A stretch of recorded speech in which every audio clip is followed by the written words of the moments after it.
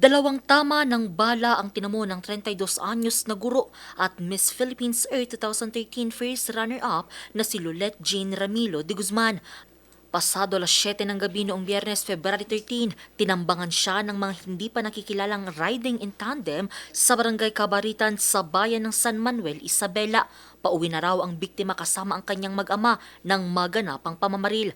Sa investigasyon ng Isabela PNP, bumaba ng sasakyan ang kanyang mag-ama para buksan ang gate nang biglang lumapit ang riding in tandem sa harap ng SUV at pinaputukan ng biktima. Agad namang sumibat ang mga sospek. Nagpaabot naman ng pakikiramay ang pamunuan ng Carousel Production Incorporated at Miss Philippines Earth sa pamilya at kaibigan ni Lolet. Sa kanilang pahayag, kilala si Lolet na tagapagtaguyod sa paglaban sa bullying na suportado ng komunidad.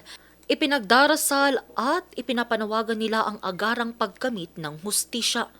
Nagluluksa naman ang bayan ng San Manuel sa pangyayari at nag-alok sila ng pabuya na 150,000 pesos para sa sinumang makapagtuturo sa mga sospek, isang Special Investigation Task Force na ang binuo ng PNP para imbestigahan ang krimen. Angel Arquero, RNG News.